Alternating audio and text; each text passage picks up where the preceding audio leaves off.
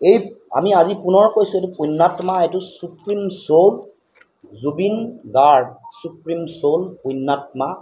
গতিকে ইয়াক লৈ মই আহ্বান জনাইছোঁ যাতে কোনো কাৰণতে হিনদেৰি নকৰে, কোনো কাৰণতে ডিলে নকৰে, কোনো কাৰণতে নিজৰ ব্যক্তিগত সম্পৰ্ক, ঘনিষ্ঠতা, আত্মীয়তা, পাকঘৰৰ মানুহ এইবোৰৰ দোহাইত যাতে তেওঁলোকে হাৰি যাব নোৱাৰে, তাৰ কাৰণে কিন্তু শক্তিশালী ব্যৱস্থা গ্ৰহণ কৰিব লাগিব।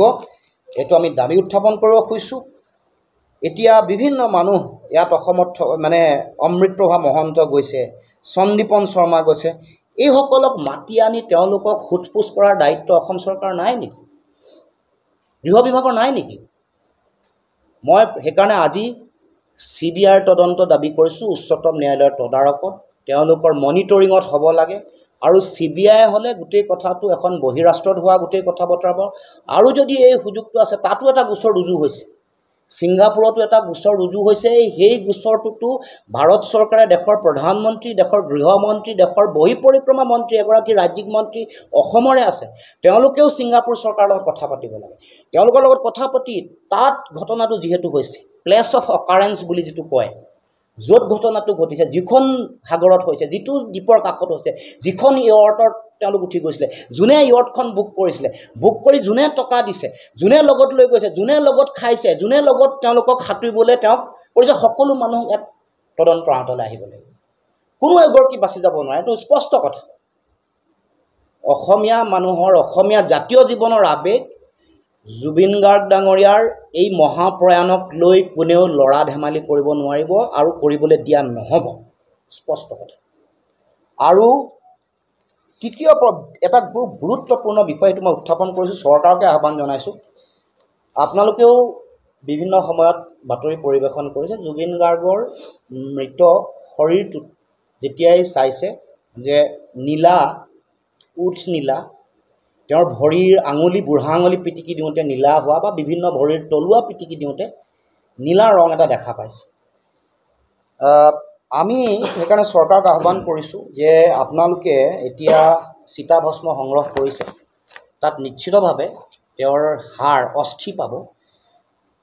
দুই এটুকুৰা অস্থি যাতে সংগ্ৰহ কৰি ৰাখে আৰু ফৰেনচিক লেবৰেটৰীলৈ যাতে পঠায়।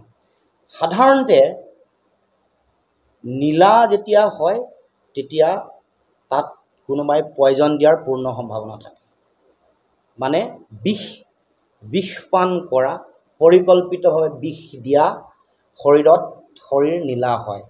সাধাৰণতে এনেকৈ নীলা হোৱা শৰীৰ লিড, LEAD, লিড বুলি যিটো কয়, সেই লিড নামৰ বিষাক্ত ৰাসায়নিক পদাৰ্থবিধৰ উপস্থিতিৰ কথা গম পোৱা যায়। সেইকাৰণে মই এইটো বস্তু ফৰেনচিক লেবৰেটৰীলৈ পঠাব লাগে, সংগ্ৰহ কৰিব লাগে হাড় কেইটুকুৰামান, আৰু স্পেক্ট্ৰস্কপি যদি কৰে ধৰা পৰিব। কাৰণ কোনটো পৰ্যায়ৰ লিডৰ, কোনটো পৰ্যায়ৰ ৰেডিয়েশ্যনৰ গোটেই কথাটো হাড়ত যেতিয়া স্পেক্ট্ৰস্কপি কৰিব, এই কথাটো ধৰা পৰাৰ পূৰ্ণ সম্ভাৱনা আছে।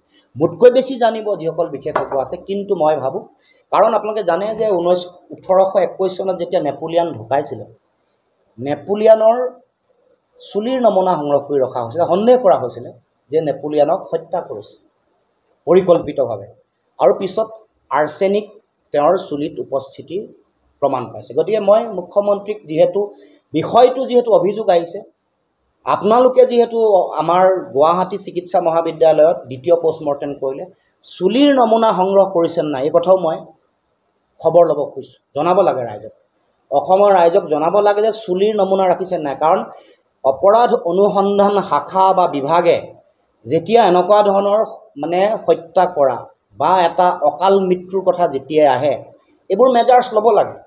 আমি অসমৰ ৰাইজে জানিব খুজিছে যে জুবিন গাৰ্গ ডাঙৰীয়াৰ চুলিৰ নমুনা সংগ্ৰহ কৰা হৈছে নাই।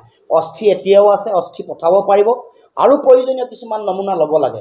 এইবোৰ লৈছে নাই, কাৰণ এবছৰ, দুবছৰ নহয়, 5 বছৰ, 7 বছৰ বা 3 বছৰৰ কথা পিছত এইবোৰ কথা ধৰা পৰে, যেন নেপোলিয়ানৰ কথাটো ধৰা পৰিছিলে।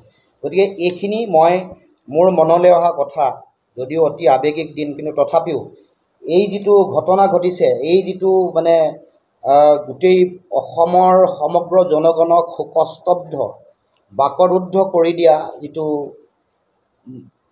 আমাৰ মহানায়কৰ মহাপ্ৰয়াণৰ যিটো সংবাদ, বা যিটো বিষয় এই বিষয়টোক আগন্তুক দিনসমূহত অসমৰ ৰাইজে জনগণে ন্যায় পাবই লাগিব।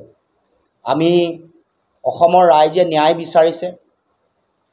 জুবিন গাৰ্গ নামৰ যিটো সত্তাৰ কেতিয়াও মৃত্যু হ'ব নোৱাৰে। মৃত্যু জিনাৰ গান গাই জুবিন দা অপৰাজেয় অমৰত্ব প্ৰাপ্তি হৈছে। মৃত্যু জিনিছে অপৰাজেয় এই মৃত্যু আৰু তেওঁ অমৰত্ব প্ৰাপ্তি হৈছে। গতিকে আমি ন্যায় পাবই লাগিব। অসমৰ ৰাইজে জুবিন দাক ভাল পোৱা প্ৰতিগৰাকী ব্যক্তিয়ে ন্যায় পাব লাগিব। আৰু এটা বিষয় আমি দেখিছোঁ, এই বিষয়টো খুব গুৰুত্বপূৰ্ণ বিষয়ৰ কাৰণে। সিদ্ধাৰ্থ শৰ্মা কোন হয়? সিদ্ধাৰ্থ শৰ্মা যাৰ বিৰুদ্ধে সন্দেহৰ আঙুলি টোৱাইছে, তেওঁক কোনে জুবিন দাক লগাই দিছে? তেওঁক লগাই দিছে এই তাৰচেন মিত্তল নামৰ যিটো সাংস্কৃতিক দালাল আছে এইটোৱে। যি তাৰচেন মিত্তলে অতদিনে জুবিন দাক বিভিন্ন ধৰণৰ কথা বতৰাবোৰত বিৰাট সাংঘাতিক শোষণ কৰিলে। আপুনি চাব, এইটো মই দেখুৱাইছোঁ ইয়াত। আজি যদি চাই যিমানবোৰ ছ'চিয়েল মিডিয়া প্লেটফৰ্ম আছে চবতে তাৰমানে কপিৰাইট, এতিয়া যিবোৰ কপিৰাইট বা তেওঁলোকৰ বিজনেছ পাৰ্টনাৰশ্বিপ আছে, ইয়াতে এইটো চাব, ইয়াতে পাৰ্টনাৰ বুলি লিখা আছে তাৰচেন মিত্তল। যিমান গানৰ যিমান স্পটিফাই কওক, জিঅ' কওক, চবতে যিমান প্লেটফৰ্ম আছে, ইউটিউব, চবতে এওঁৰ আৰু ডেজিগনেটেড বুলি জুবিন দাৰ নাম আছে আৰু সিদ্ধাৰ্থ শৰ্মাৰ নাম আছে। এই তিনিজন মানুহৰ কপিৰাইট কিমান কি ডিল হৈছে, কিমান পাৰ্চেণ্টেজ ৱাইজ তেওঁলোকক হেৰি কৰি দিছে, তেওঁলোকক পাৰ্টনাৰশ্বিপ দিছে, পাৰ্টনাৰশ্বিপ ডিল হৈছে, এইবোৰ চাব লাগিব। কিন্তু আমাৰ স্পষ্ট কথা, মহানায়কৰ মহাপ্ৰয়াণৰ পিছত এইসকল দালাল তাৰচেন মিত্তল, সিদ্ধাৰ্থ শৰ্মা, এইসকলে আকৌ পিছত ন্যায়িক মজিয়ালে নিয়ে কামটো ওলমাই দিব পাৰে, হেং কৰিব পাৰে। গতিকে অসমৰ ৰাইজৰ ওচৰত সেইসকল জবাবদিহি হ'ব লাগিব। আৰু কোনো কাৰণতে অসমৰ জনগণে বিচৰা নাই যে এনেকুৱা সাংস্কৃতিক দালাল কিছুমানে এই জুবিন গাৰ্গ নামৰ সত্তাটোক ব্যৱহাৰ কৰি যি দালালি কৰিলে, যি অপৰাধ কৰিছে, জাতীয় অপৰাধ কৰিছে, সেই সকলকো তদন্তৰ আওতালৈ আনিব লাগে। অকল সিদ্ধাৰ্থ শৰ্মাতে সীমাবদ্ধ ৰাখিলে নহ'ব। মুখ্যমন্ত্ৰীক ক'ব খোজোঁ, এই তাৰচেন মিত্তলক অসমৰ মুকলি আকাশত কোনে দপদপাই ঘূৰি ফুৰিবলৈ দিছে? তেওঁলোকে জুবিন গাৰ্গ ডাঙৰীয়াক আজি নি এই অৱস্থা কৰিলে।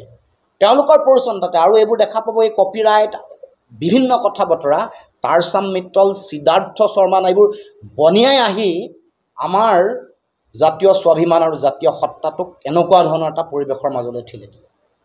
গতিকে মই বিনম্ৰতাৰে আহ্বান জনাইছোঁ মই দেশৰ প্ৰধানমন্ত্ৰীৰ প্ৰতি মোৰ বিনম্ৰ আহ্বান যে আপুনি দেখিছে যে অসমত কি চলিছে।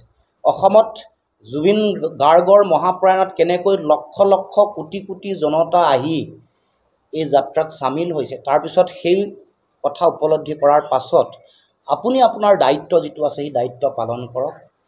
বিশেষত ইয়াৰ লগত জড়িত অপৰাধী, ইয়াৰ লগত জড়িত হৈ থকা যিসকল ব্যক্তি আছে সেইসকলক কঠোৰৰ পৰা কঠোৰতম শাস্তি দিবৰ কাৰণে ব্যৱস্থা গ্ৰহণ কৰক। CBIৰ তদন্তৰ বিষয়টো উদ্যোগ লওক, উচ্চতম ন্যায়ালয়ৰ তদাৰকৰ কথাটো গুৰুত্ব সহকাৰে লওক আৰু অসমৰ জনগণৰ এই আৱেগক প্ৰকৃত মূল্যায়ন কৰক আৰু ন্যায় দিয়ক। আপুনি বাৰু উমৰাহ কৰিবলৈ আগ্ৰহী নেকি? আলিফ উমৰাহ ট্ৰেভেলছে আপোনাৰ বাজেটৰ ভিতৰত আগবঢ়াইছে কেতবোৰ আকৰ্ষণীয় পেকেজ। আমাৰ পেকেজসমূহ হৈছে ছুপাৰ ছেভাৰ ৮৫,০০০ৰ পৰা ডায়মণ্ড ১,১০,০০০লৈকে। এতিয়া আৰু অপেক্ষা কিহৰ? আজিয়ে 7002343617 নম্বৰত যোগাযোগ কৰক আৰু বুকিং কৰক আপোনাৰ পছন্দৰ পেকেজ। বিশ্বমানৰ সেৱাত অসমৰ ভিতৰত শ্ৰেষ্ঠ আলিফ উমৰাহ ট্ৰেভেলছ।